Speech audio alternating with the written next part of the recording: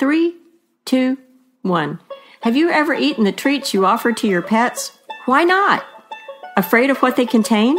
At Scout and Zoe's, we use premium USA-sourced, human-grade raw ingredients in all of our treats. I'm Cindy Dunstan-Quirk, founder and chief dog lover at Scout and Zoe's. I eat our treats. Yes, really. They are pretty tasty. Do you know of any other owner of a pet treat company who eats the treats they produce? I consider my pups my family and only want the best for them, and that includes great treats made with human-grade quality ingredients I trust. Safe for me, safe for my pups, definitely safe for your fur kids. Visit us at scoutandzoes.com for the yummiest treats, chews, and raw products in the universe. Because at Scout and Zoe's, your pets are our family.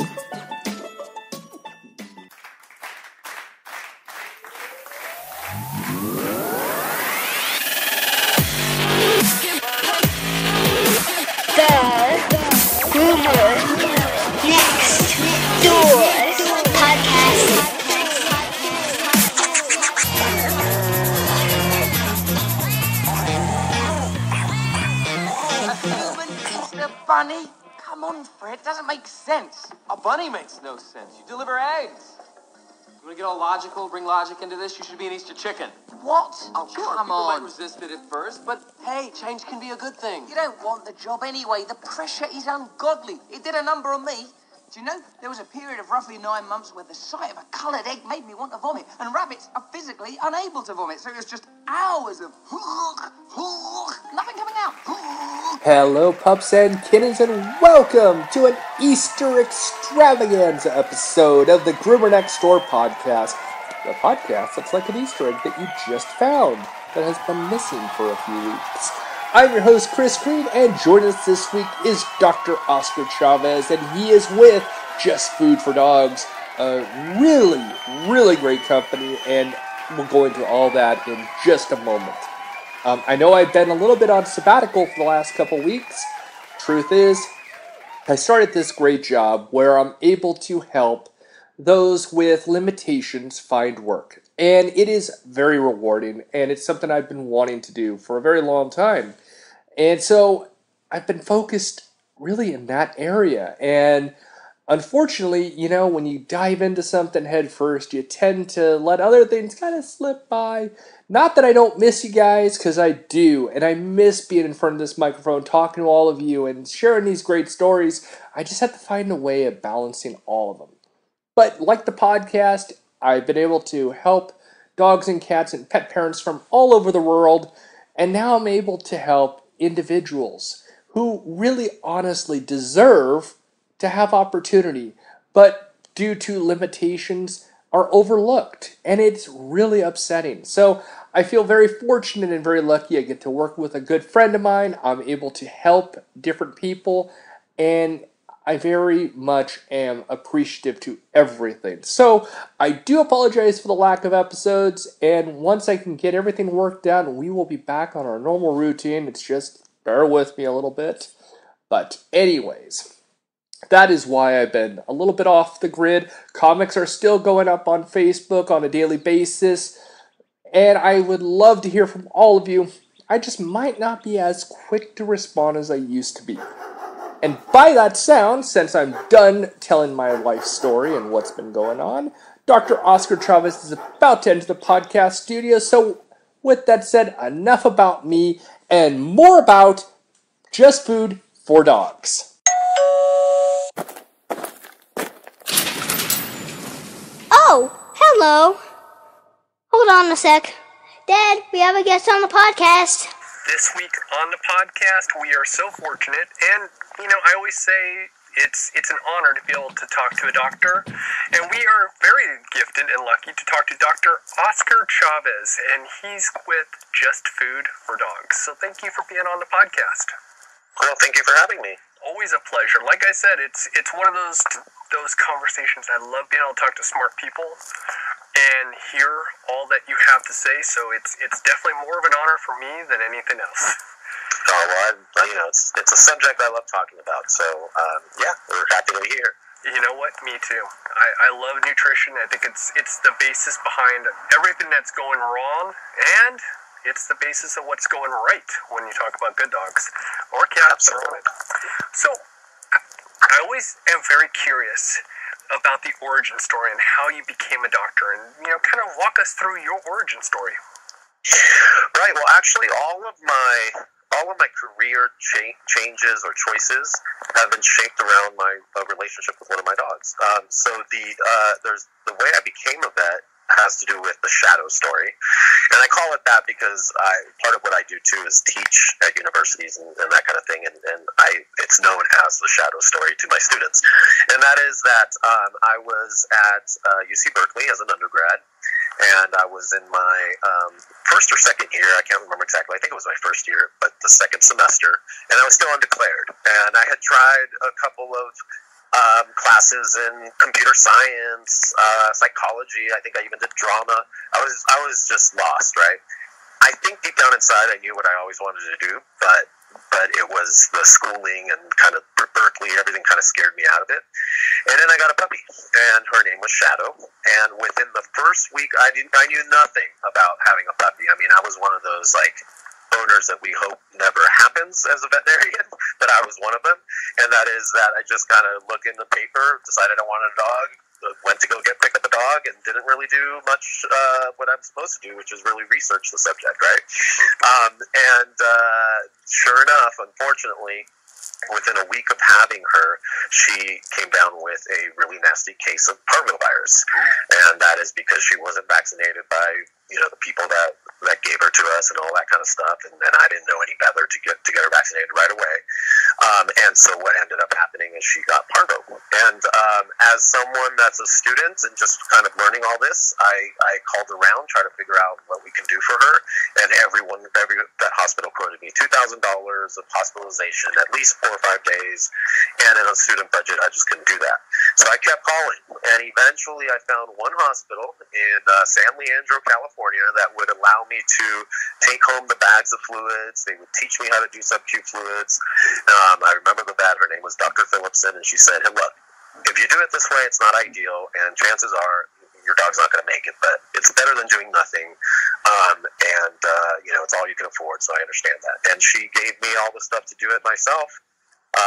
Every 4 hours, no matter the time of day, we would give some sub-Q fluids. I had some friends help me sort of restrain her while we did the sub-Q fluids, and sure enough, about 2 or 3 days later, she was holding down oral medications, and about a week later, she was fine. And that's when I declared my major as pre-med, which is the pre-vet major, and the rest is history. Man, that is a cool story. Yeah. I like it. I like how you titled it, The Shadow Story. It's really cool. It's funny how one dog or cat can change every bit of our future. And it's so weird. I mean, it's like, and we take them for granted. That's what's funny to me. Well, yeah, for me, that's the reason why it's really hard to say goodbye. They represent those life choices, that era of your life, that period of time. And it's almost like it, and they're just the perfect sort of lifespan where it really encompasses almost like an entire generation of your life, right? And so it's hard to say goodbye to all that because you have fond memories and you love the dog, and it's more than just the pet. It's a lifetime together during a period of your life. Yeah, a chapter. I mean, it's right. Such a small chapter, and with the current situation when it comes to nutrition. And for the unsuspecting pet parent, it's a very small chapter. I mean, it's kind of sad how 3 to 5 years can be the expectancy of a dog or cat that should last 15, 20 years. And yet, here we are. And here's where that conversation starts. Yep, so, I agree. JustFoodForDogs began how? Well, the founder was Sean Buckley. And so he literally found out what was allowable in dog food and decided to not feed his dogs that ever again. So the way he tells the story is he was actually it's funny because he's a serial entrepreneur, so he's a businessman. He's always had businesses, and he thinks a certain way, right? And when he tells his story, it's really funny because he makes it sound like everyone would think this way, but you'll see, like, no, it's you, Sean. You have the business mind. You thought this way, and that is he had a dog, and they actually had two dogs, and he went to the store. It was his turn to buy the food because they were out, and he went, and they usually buy the chicken variety of the brand that they feed, and they were out of the chicken. So he grabs the lamb because that was the next bag, and he's like, all right, well, Simon, you're getting lamb tonight. And he takes it up to the counter, right? And then they price it, and he gets amazed that the bag is the same price, the lamb is the same price as the chicken. And that seems really strange to him because to him, he's like, wait, I know that chicken and lamb are different meats, different commodities, and I know that they're vastly different priced. Why the heck is it the same price if I buy lamb than chicken? And that's when I say, okay, Sean, no one thinks that way. It's like, but sure enough, that was a question that popped in his mind, and then he started researching it. He was in between companies. He had already sold his previous company, and quite frankly, he wasn't looking to get back into anything right away. He was just kind of enjoying his time off, and as he bought the AFCO book, and he started looking into it because Sean's the kind of guy that when he has a question, he has to dig deep. And as he did, he found out that the rules and regulations that, first of all, don't even exist. They're suggestions, right? And the ones that are there are actually, weighed towards the manufacturers, and that this was just, the things that can go into pet food was just astounding to him. And so he and his partner Andrea vowed never to feed their pets that food again, and they started cooking for their own. For their pets. That became Cooking for Friends and Neighbors. And then it wasn't actually a while that they were doing that Sean's business antennas went up. And he said, I wonder if this is a business. And he opened the first one on Pacific Coast Highway in Newport Beach. It was a tiny 1,100 square foot location. And he literally called it an $800,000 experiment. He wanted to see if this would even work. The rest is history because within a few weeks they were making triple the amount of food they made on the first week, and within a couple of years we have a second location, and then now I can't even count. I've lost track. So it's been a wild ride, and what's interesting is we've done all that. And you think about this, we've done all that by spending $0 on any TV or radio advertising. It really has just been the efficacy of the food and the veterinarians and people talking about it and telling their friends, and it's just been incredible. I know I saw you guys on Facebook. I think is how I became part of knowing what you guys are doing, and I'm just thinking, man, I'm if you haven't noticed, my area code is Southern California, and so it's kind of funny because I'm like, oh boy, Newport Beach, and I can just an $8,000 experiment, and if that is honestly, that would be cheap compared to majority of places, especially in that area, and it's like it's trendy, so I can see how it would work. And especially with a Southern California area, you would have to be in either the downtown area, Santa Monica, or right in that specific spot to really hit the niche. It makes sense, and yet, oddly enough, majority of people are still buying into this kibble propaganda that I'm completely lost. And then when you mentioned AFCO, well, you've looked back on everything I've done. Obviously, you've seen I've had my little fun with AFCO, and majority of the people that are on this are either an attendee of AFCO and advocate against them. And so it's like it is really just that. It's a guideline for manufacturers to skirt past any kind of regulations. And yet, here we are. And they're there doing what they're doing. Yeah, and it's the biggest kept, secret, but yet it's why it's out in the open, and it's like, it's almost, we've been telling the story since, we've been very transparent, and our goal was to be the opposite of anything that a traditional pet food company would be. So we've been telling the story and kind of ruffling feathers as much as we can since the very first day. And yet it's, we're now 8.5 years into it. And now it's starting to get a little bit more mainstream, but it took that long. It's like, when the reality is, kibble is poison, and what they're doing is putting poison into bags and marketing it as nutritious and safe. And they know that it's poison. They know that there's contaminants. They know there's mycotoxins. They know of all the adulterants that can make it in there. But they're just marketing it in such a way, and nothing's enforced, so no one gets in trouble for it. It's just crazy. And the public that is uninformed. They just either don't want to know, or they just don't know yet, So accurate. And what's funny is that I have this conversation on a daily basis, but because I don't have DVM at the end of my name, it's, well, where's your facts? Well, would you like to listen to a doctor? I've got tons of them who have been talking about this. Now, I'm pretty sure you've heard of PFI, Pet Food Institute. Yep. They are right there alongside AFCO. They had been on, and they had said, don't, and I quote, don't read the ingredients, just trust us. You know what? I agree with half of that quote. Don't read the ingredients. But the reason is because you just can't trust them. It's like, I used to have a course that I would teach on how to read labels. I now can skip that whole section, and I tell people, don't even bother. Yeah. Don't even bother. There are so many little tricks and, ingredient splitting and ingredient combining and making some font larger than others and negation marketing and all this stuff that goes into it, that you have to be a private detective or have an expert degree to be able to decipher through it. It's just not worth trying to read labels anymore. It really isn't.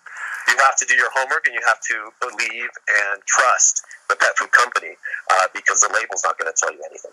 So I'm gonna now pick your brain a little bit, because again, like I said, I love these conversations, and I love having somebody who's intelligent to talk to.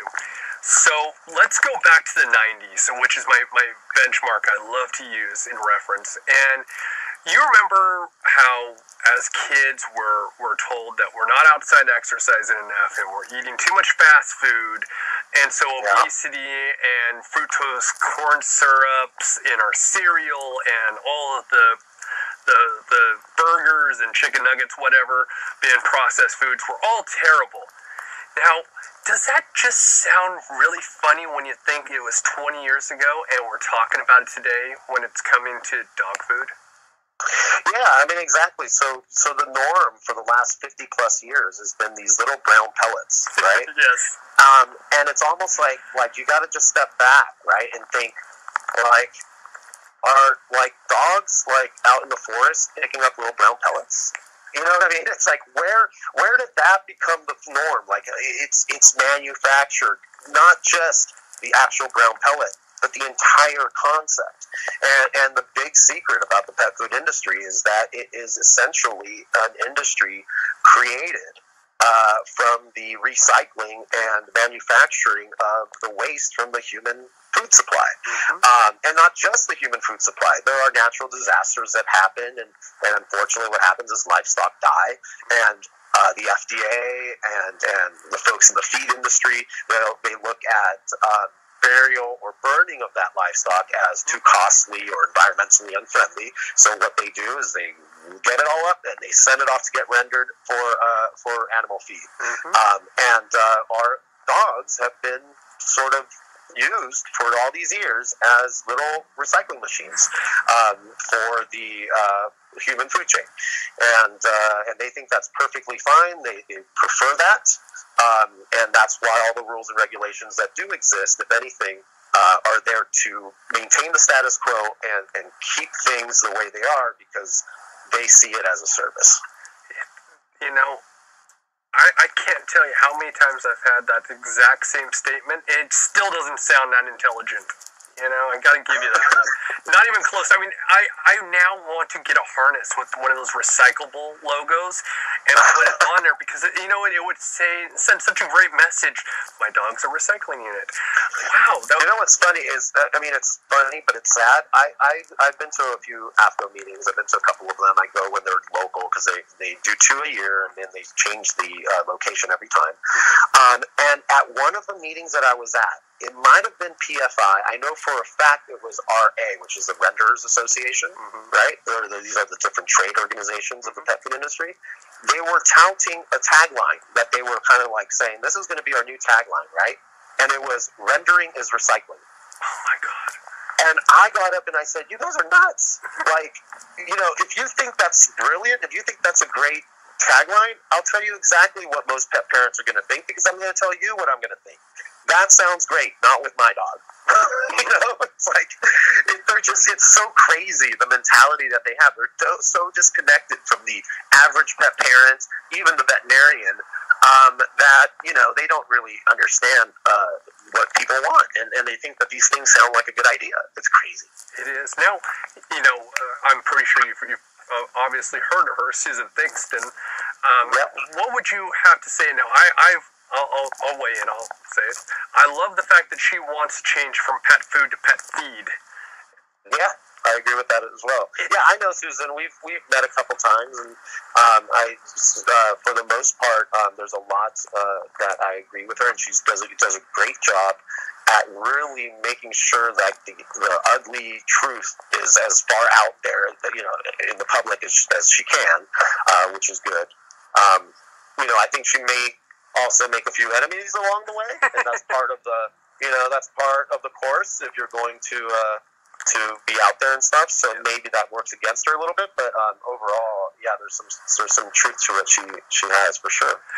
It's funny. I didn't even know how intertwined the people that from all these things that I know, and it's always so entertaining to find out that we're all intertwined when we're trying to do the right thing, and it's a small army, but it's a large army. I know it's contradictory what I'm saying here.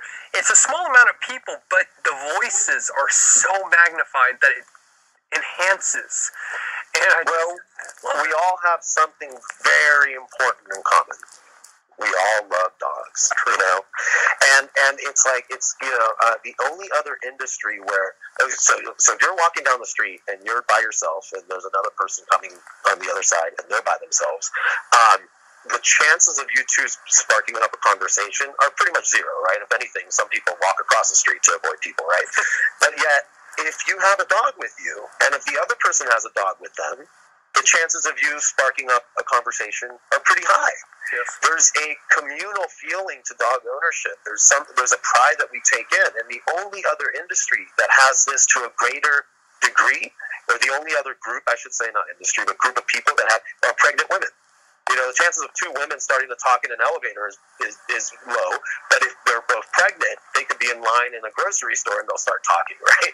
And so literally the only other group that beats dog owners or pet parents than that is the specific group of pregnant women. That's how closely knit we all are. I love that. That's a great analysis on really something I never even thought about. And obviously I'm not a pregnant woman or have ever been, but I do have a wife that was pregnant, so I can relate to that.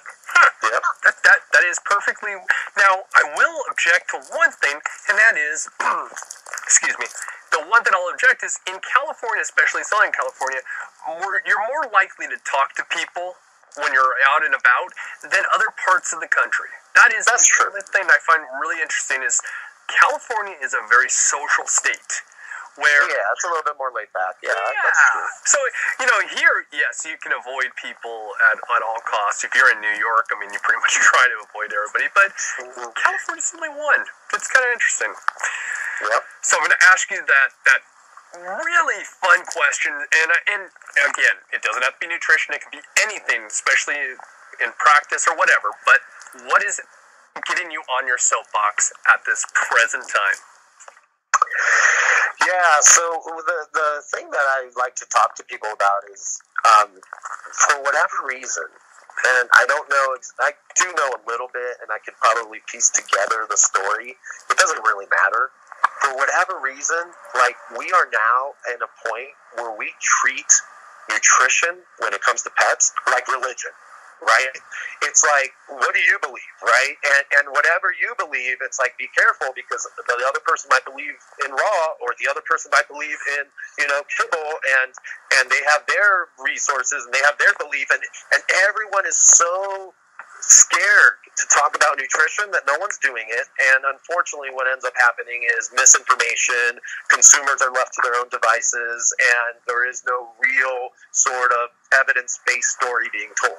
And that's my problem. So one of the things that I'm doing right now is I'm going to veterinary schools, and I'm giving them the evidence-based version of food versus feed and all of that stuff, which, by the way, that's another part of the same soapbox, is not being taught in schools. It's like, why aren't we showing vet students, what we're feeding our pets? I'm going around trying to do that.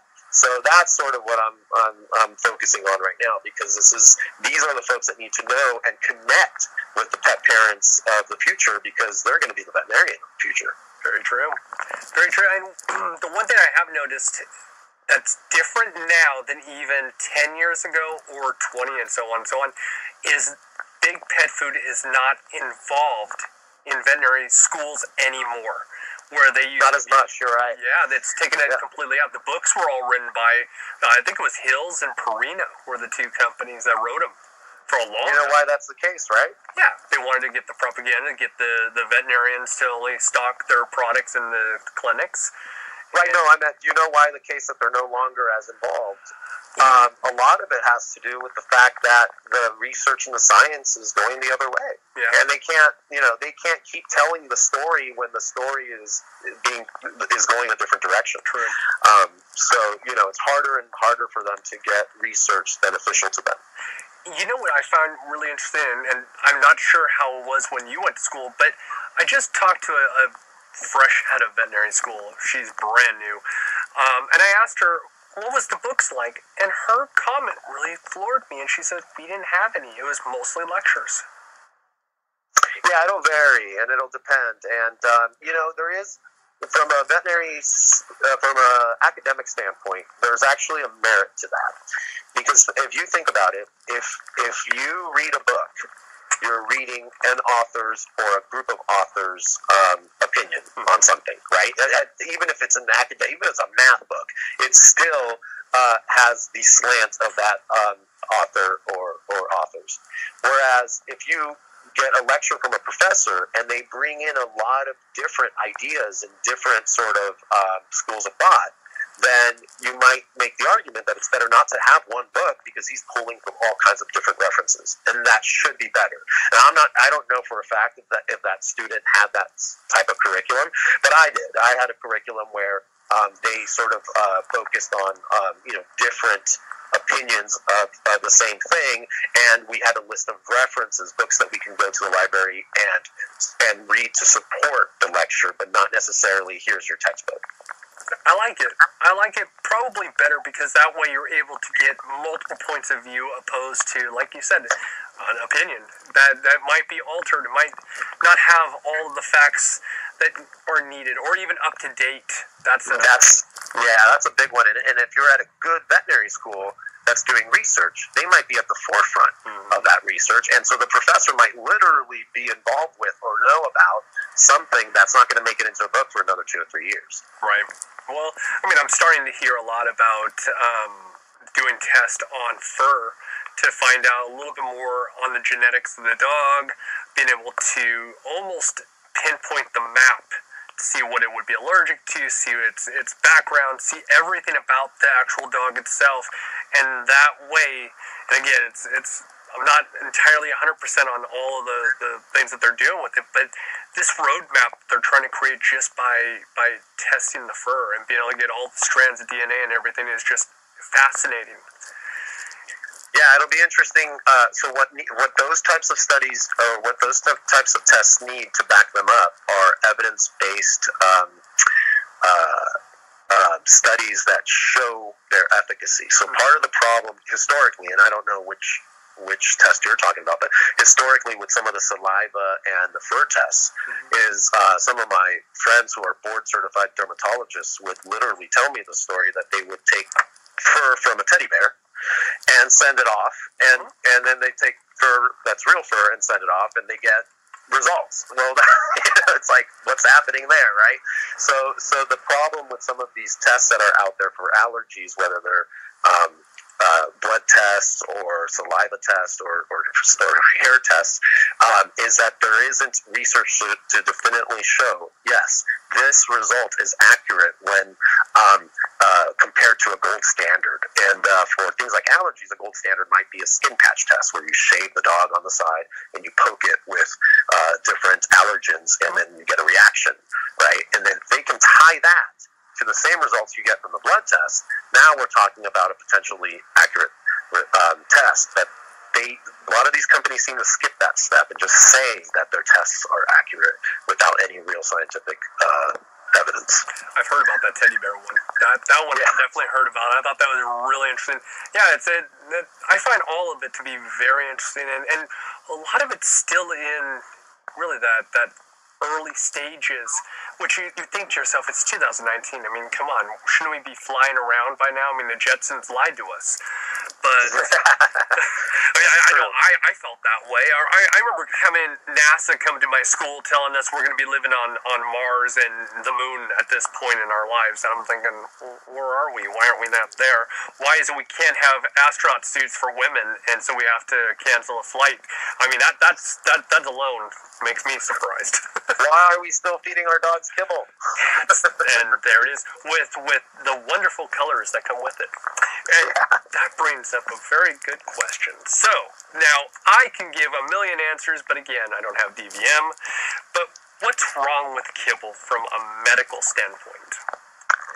Okay, so some of this work is being done. Some of it has already been done, but one of the things that a group of researchers are looking into right now is the fact that it's processed at a really high temperature. We're talking about an extruded item. So kibble, the technical name for kibble is extruded. So it's like cereal, right? And so what happens is it's cooked at a really high temperature. The meat meals that go into it are rendered, which is cooked at a really high temperature. And what you start getting are these little reactions that have been linked to chronic disease in humans. And the work that's being done now is to show, hey, guess what? Those Maynard reactions are happening in the kibble as well, and that has been linked to chronic disease. So we're getting very close to just scientifically, medically, like, saying what's up.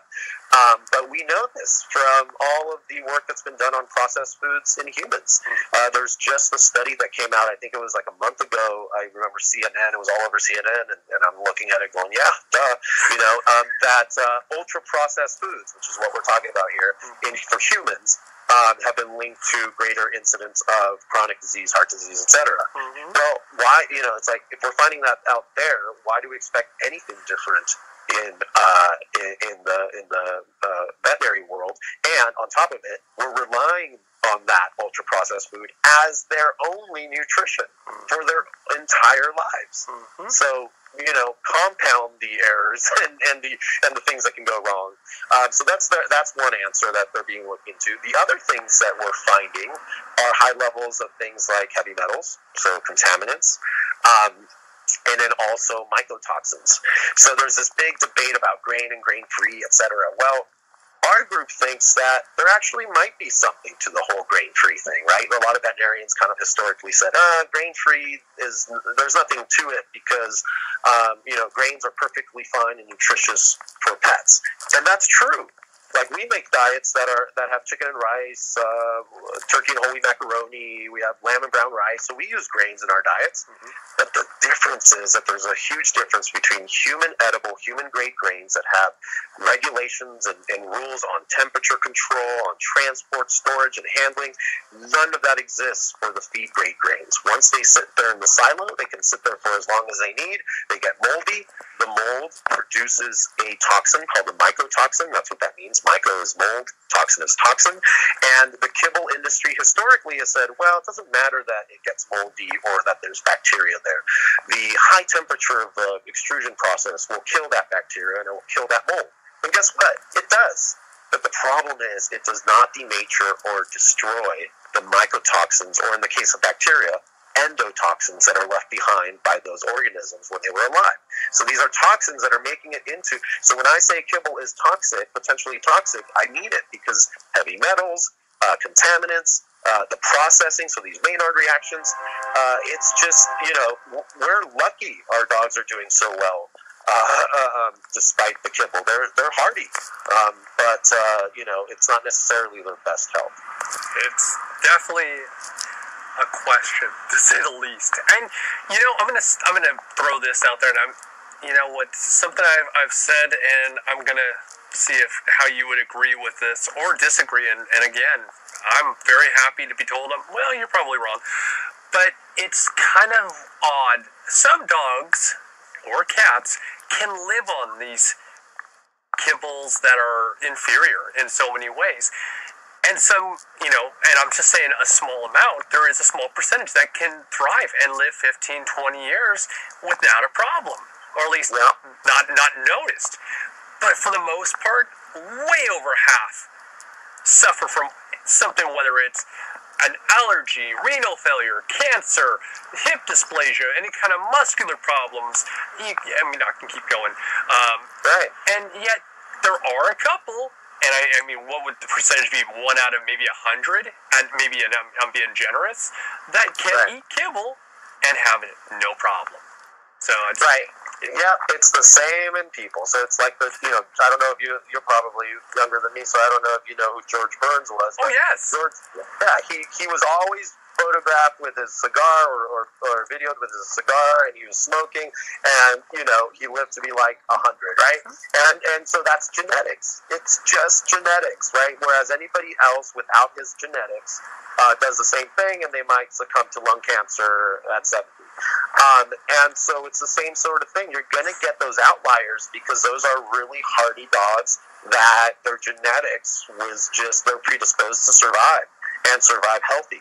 But you're right. The more common thing in both people and dogs now is that by the time they get to the geriatric years, thanks to all the processed crap they've had in their lifetime, they are there ravaged with all kinds of diseases, and usually overweight, right? So it's, you see it in both species.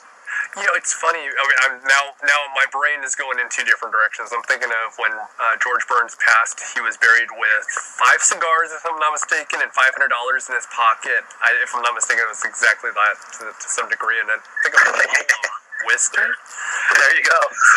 Oddly enough, that's what you threw that in my brain, and that unlocked. And then the other. Yeah, I challenge half of America to take that diet on. I don't think it's going to have a good result, right? Yeah, I don't think that's the Atkins diet, even though that didn't work out so well either.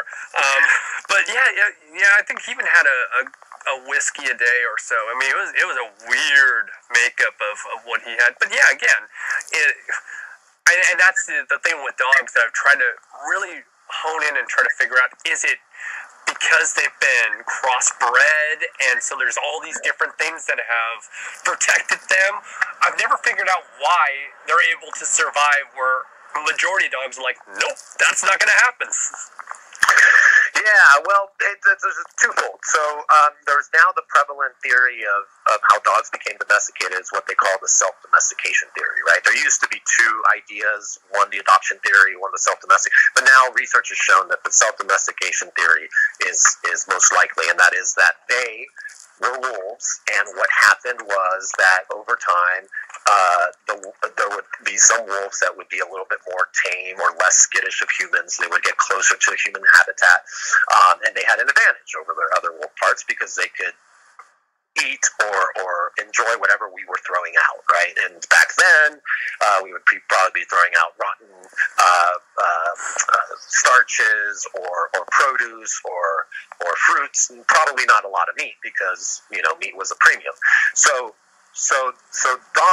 wolves that became more tame slowly started breeding with other wolves that became more tame, and eventually you had one wolf/dog that was so tame that it got adopted as a pet or to work. And eventually, in the agricultural revolution, they say that we wouldn't be here today in our technological revolution if it weren't for us putting dogs to work during the agricultural revolution. So we really owe our quality of life to them in that regard. So that's pretty well known. So I forgot what the main question was. But crossbreeding is the crossbreeding of dogs. Right. Yeah. So if you take that history into account, then by design, they were designed to have really hardy, robust digestive tracts from the very beginning, because they were eating stuff we're throwing out, rotten stuff, right? And so really they have really strong digestive tracts. It's now through this long process of domestication and, quite frankly, in some cases, pampering, that we're starting to get the more delicate dogs, right? And that's happening also because of the amounts of chemicals and preservatives and all this stuff that is getting into what we're feeding them in most cases. And so it's kind of like a loop, right? They started off hardy. They did well with that for a while, and now you're getting more cases of like irritable bowel syndrome, IBD, etc.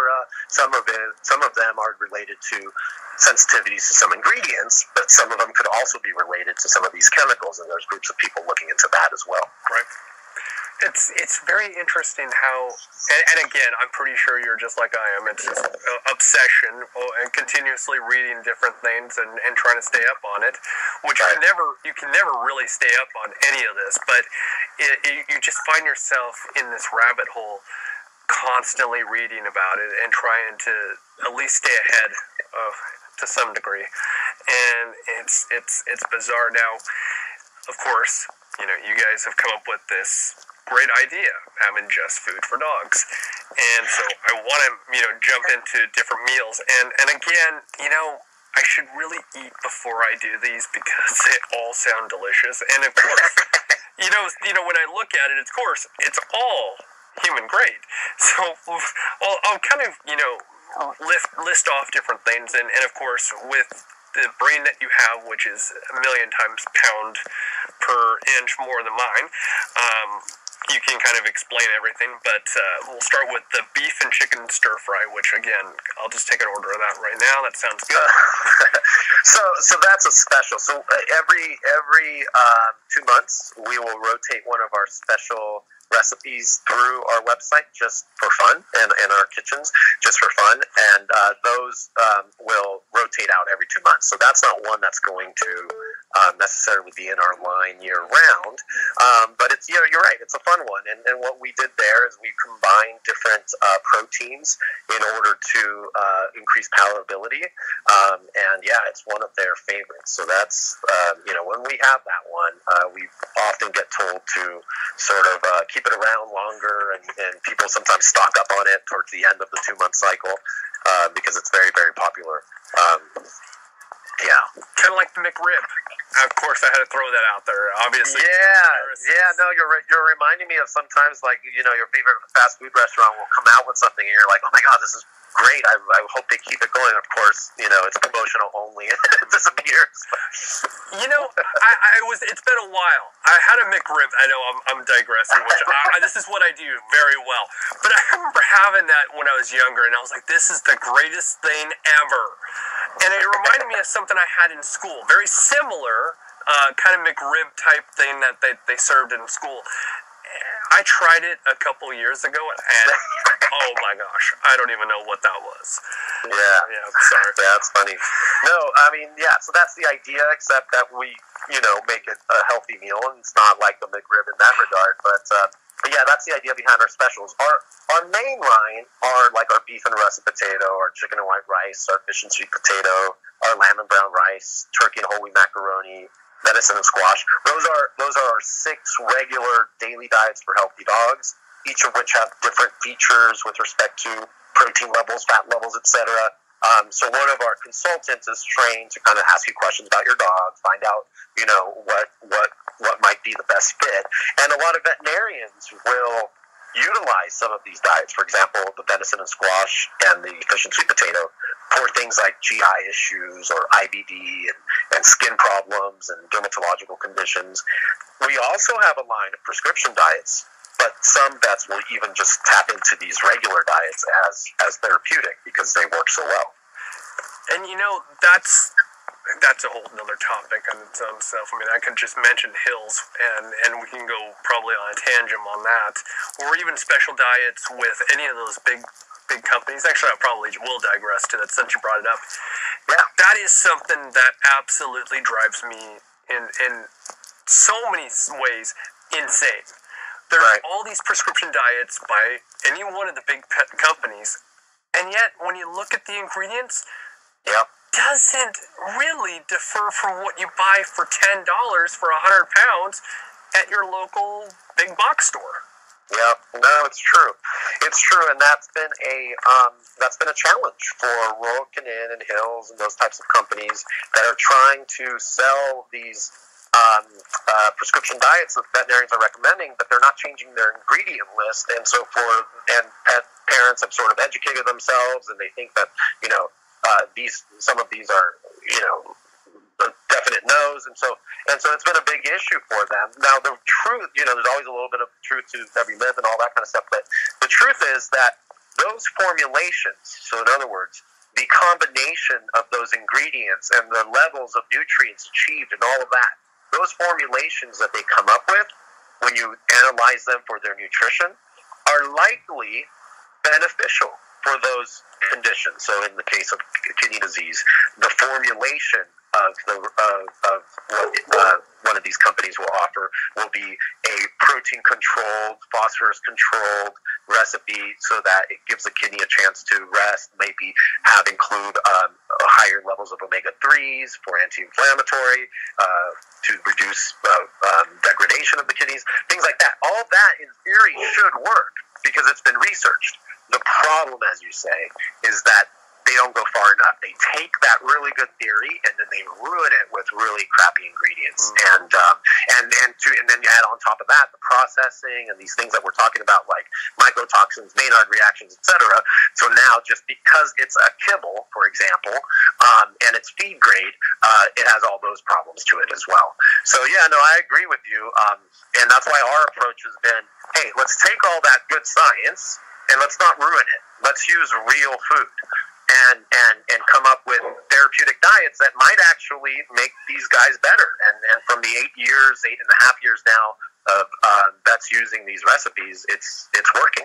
When you look at all of it, now on surf and turf, was that one of those rotating out types? Because you were going over the list and I had wrote down surf and turf, and I'm like, wait, that's off the list, or is that one of your normal? Yeah, so surf and turf is another really popular recipe that we have. So it contains beef, cod, and then some starches and some vegetables.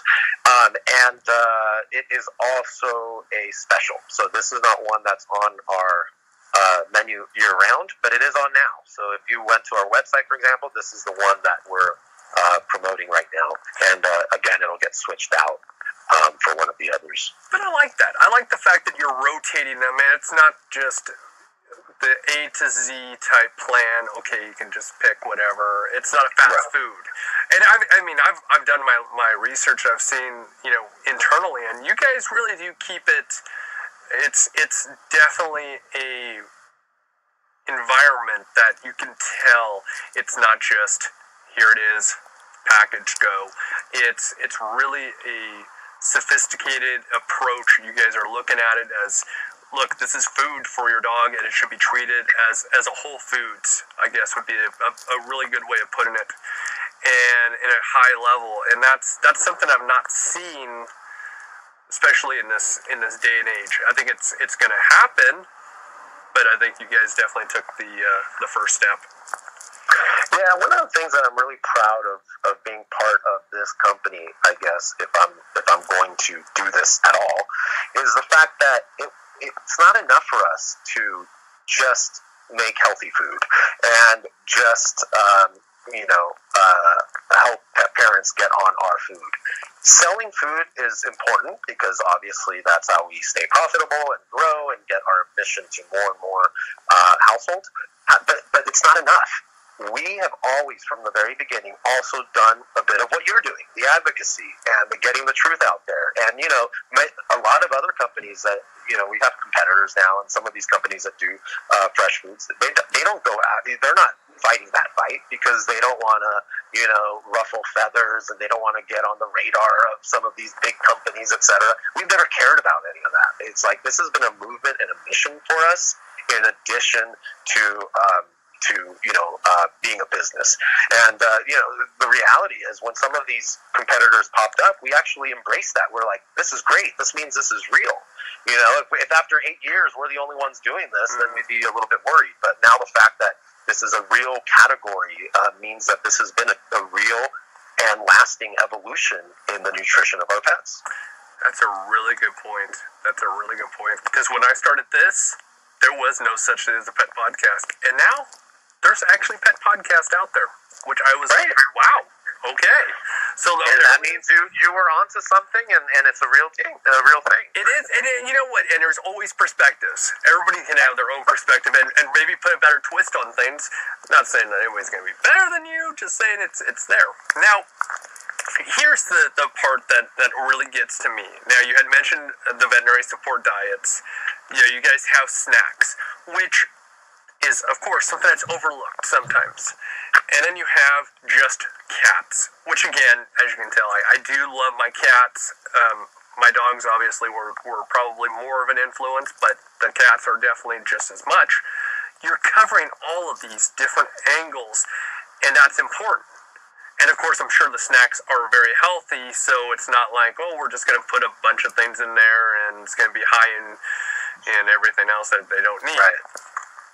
So So there is a method to all of this, and we don't just launch a product. So let me just give you a couple anecdotes. People always kind of assume that the reason we don't have more cat diets is because we're just food for dogs, and that's all we care about. That's not true. The truth is that we tried to come up with 4 or 5 recipes when we first developed the cat diet. And what we do is we have a cohort of cats that we use as tasters that are staff cats, etc. And the one that we ended up launching, the fish and chicken recipe, that was popular with 9 out of 10 cats. So it was a home run. We launched it. With every other sort of version that we came up with, it was like 50-50. Half the cats liked it, half didn't. And so we decided, well, we're not going to launch something that we're anchored at this 9 out of 10. We're not going to launch anything that doesn't perform at least as well as that. And so then we started expanding, and we sort of took a detour and didn't focus on the product development for cats. But now, this year, the good news for your cat listeners is that we are going back to the drawing board, and we'll be coming up with some more recipes for cats. So it's not for lack of trying, but that's the thing. We don't just launch anything. It has to, be successful, in other words, the palatability-wise, but then it also has to be useful. For example, our snacks. So we have venison treats. I think it might be some of the only venison treats I've seen on the market. Venison treats aren't very, common out there, and that's really useful if you have a dog with IBD or IBS or skin allergies that's on a venison diet, and guess what? They have to have treats that are made with the same protein. So that's why we launched the venison treats, is because it has a use out there for certain types of dogs. Same with the salmon bark. The salmon bark, which can be for dogs or cats, is another one that mixes well with our derm support fish diet, which is a prescription diet for dogs that respond well to salmon and fish. And so now you can give them a treat that has the same protein source, so you're not, breaking the rules and sort of introducing different proteins. So, yeah, you're right to observe that everything that we've launched has had a lot of thought to it, and we don't launch anything unless, we really, really are confident that it's necessary, it will impact the health of a dog or a cat in a positive way, and it'll be a hit. And that's the component right there. That's the big one. That's probably your foundation at that point. Question that I find really interesting, and it's something we didn't even talk about before we started. I did 2 series last year. One was on plant-based diet only, which obviously a vegan, I'm sure you probably get a lot of requests for some type of vegan meal. And the other one was an insect base. Looking at insects and looking at their properties and how they're superfoods, it's crazy how that works. Were those ever two different options that you guys thought about going into, or what is your opinion on it? Yeah, so good questions. So we do get approached every once in a while, not too often, not as often as you might think, but we do get approached every once in a while for a vegan diet, and we just say no. We don't, because this is the reason that we say no. We always have to ask ourselves, who are we doing that for? You know, and our company mission is to always put the dog first. And who would we be making a vegan diet for? Well, I can guarantee you that if the dog could talk and we asked him its preference, it wouldn't be vegan. You know, so who are we doing that for? We're probably doing that for the pet parent, and that's not our focus. So that's why. Now, having said all that, we have done vegetarian diets that are egg and tofu based, because there are some dogs that have extreme allergies to all kinds of animal proteins out there, and they have a bona fide need for a vegetarian diet. And so in that case, we're doing it for the dog. But for the vegan, we have trouble justifying that. The way I like to say it, like if I had like someone that was vegan asking me about it in front of me, what I usually tend to say is, okay, so you want to feed your dog vegan. Why is that? Well, because I'm vegan and you love your dog, right? Yes, I love my dog and I want my dog to eat like me. Okay, well, let's flip that. Let's say it was your dog's job to feed you. Well, we all know that dog's preference is meat, and that's what they would kind of default to, right? Well, by that same logic, if your dog was showing you love the same way and you're vegan, they would make you eat meat. How loving is that? You know? And they always look at me like, oh, okay, I didn't think of it that way, or they walk away and they're angry. but it's just, it's not something that we see make sense from the perspective of the dog. You know, it all references back to, and of course you saw it, where they were petitioning for the Los Angeles shelters to actually switch from a meat-based kibble to a plant-based kibble. Right. And that's how it all kind of stemmed from that. And it's like, well, they're not really getting the proper needs met when it comes to this. I mean, you really can't duplicate. Now, I always find that kind of weird that you could substitute the actual insects in there, like crickets or mealworms, et cetera, but even at that, it's still not going to have that protein that the meat would have. So it's one of those weird little thoughts that, are we ever going to get there? Is it possible? I mean, it's weird to think that way, but I think it is possible. I think, as a veterinarian, I think the evidence would have to come first, or at least concurrently, which is sort of like what's happening right now with Whole Foods. But in other words, what I'm saying is, like, in humans, there's some research that's coming out now that a plant-based diet might actually be beneficial. So that research is happening right now. The problem is that for every paper that comes out that says it's beneficial, there's another paper that comes out that says that paper's wrong, right? So I think that the matter will probably be settled in our lifetime, but might take another decade or so in the human world. Well, I find it's possible that will translate to dogs as well. But the problem is it has to be researched and it has to be scientific. So we have to make sure, to your point, that they're getting everything that they need from the plant-based diet. And we have to have evidence that they're healthy despite having a plant-based diet. So I agree with you that, we need that information, hopefully at the same time that we're feeding but not get too ahead of ourselves. Yeah, and we're talking testing. That's going to take easily 5 years just to really be able to substantiate the claims. That's what I find to be interesting too. I don't see it getting settled in the human world for at least another decade, and then maybe people start focusing on it in the animal world. We'll see. Yeah, 20-25 years we'll come back and we'll talk about this. So, biggest concern in improper diet is what, according to your opinion?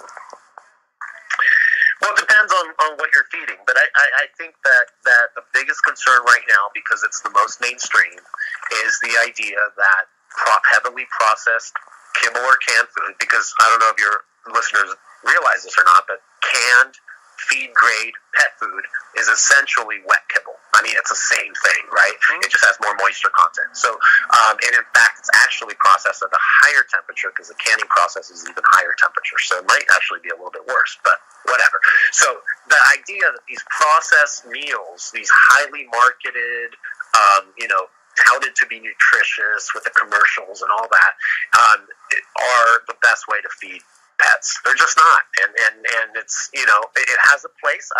Some people accuse me of kibble bashing, and I don't see it that way, because if you ask me, hey, do you want to get rid of all kibble tomorrow? I would say no, absolutely not. There are some families that wouldn't own pets if they didn't have a really convenient and cheap way to feed their pet, and then now you're denying the children in that family the human-animal bond, and who knows, that might be the next veterinarian or blogger or podcast, person that runs a podcast. So that's important, that human-animal bond. But what I do want is for people to be told what it is. It's like they should know. It shouldn't be marketed as some premium thing, because and priced as such, because it's not. I can't disagree. I mean, there is a place for kibble. As hard as it is to say it out loud, there is a place. And, it's an unfortunate. You just wish that, again, we can go back to the whole thing with the FDA, the USDA, if you want to put them into it, AFCO, etc. If they would just do the right things, then we wouldn't even be having this discussion. But unfortunately, here's where we are. Yeah. So I always ask the question towards the end, is there anything that we missed that we should have covered? Anything that we missed that we should have covered? Well, if we missed it, I probably can't think of it. Sometimes it does happen. So we're like, you know what, we didn't say this. So I always want to ask, because I want to make sure I cover every base. Yeah, I mean, we covered therapeutic diets. That I think there is science behind them. It's just, to your point, the ingredient quality that's used. And so, I guess I would say to your listeners that think that the idea of a prescription diet or therapeutic diet is all around bad, I wouldn't go there. It's just, it has to be made properly and use real food. I think the future of veterinary nutrition is going to be where the mainstream person is feeding real food. And I think you're going to get a lot more people that are making food for their pets at home. This fallacy that people scraps are like, I often wonder if this was a campaign created by a kibble company. People scraps are the root of all evil. And that's just not true. We know what's healthy, and we know what's not. If it's a piece of fried chicken fat, don't give it to your dog, because it might cause pancreatitis. In fact, you shouldn't be eating it, right? But if it's a lean piece of chicken breast or an apple slice, or, I have a golden retriever puppy, and he loves bananas. Like, he comes up to me every time there's banana, and that's no better, healthier treat than just a fruit, that they like. And so that can go a long way, and that's perfectly fine. This fear of people scraps is just unfounded. There are certain foods you don't feed, but stay away from those foods, like peanuts, chocolate, onions, grapes. You stay away from those foods, and pretty much everything else they can share with you, as long as it's healthy for you, it should be healthy for them. I think, and it's just out of a pure thought process, I think the whole idea of table scraps and that entire false claim, I think it goes back to, and I like to say the first depression back in late 20s and throughout 30s, when a typical house couldn't afford to actually feed the dog, so they would end up feeding table scraps. Something tells me it comes back all that way, and that's when it all started. And then, of course, you kind of developed more pet food companies coming around, and I think that propaganda started right around that point. Interesting. Yeah, no, I mean, if anything, I think it's a little backwards, right? It's like table scraps were probably more nutritious than what you're getting as a quote-unquote complete and balanced diet in the bag today. I mean, you got to think about it. It's meat and other ingredients in a bag, shelf stable, at room temperature for 2 years. It's like, why hasn't it occurred to us that there's nothing right with that? It's like none of our food is like that, and we don't rely on our whole nutrition to be based like that. So we really should be rethinking what we're feeding our pets. I agree. Well, let everybody know how they can find you guys and how they can get in contact with you, because that's always very important. Yeah, so at Just Food for Dogs, we have kitchens that are open to the public. You can see the food being made, and just go on our website, JustFoodForDogs.com, and see if there's a kitchen near you. We have kitchens in California, Seattle, New York, soon to be Chicago, and Boston. And then we also have pantries. Pantries are retail locations, usually associated with the veterinary hospital next door or somewhat connected, that are retail only. They don't actually make food at those locations. And then we also have partnerships with pet food companies, pet food stores that can sell our food. So if you just go to our website, JustFoodForDogs.com, and look at the store locator, you can find a location near you. Well, come back, please, anytime. I love being able to have intelligent conversations, as you can tell. And of course, nutrition is my favorite thing to talk about. Thank you so much, Doctor, for being on. It has been an honor and a pleasure, and I'm sure we'll run into each other at some point, because this is just a very small industry of little warriors. Yeah, awesome. Thank you so much for having me. We have 10 vets on staff, so I'm not the only one. And I'm sure if you wanted to have any of them come on, they would be very happy to talk to you about it too. Anytime. I mean, seriously, I could just do this conversation all day, every day, and it'll be my happiness. Awesome. Well, I'm Chris Green. Have a pet-tastic week. Bye-bye, everybody. Okay, gotta go. It's my bedtime.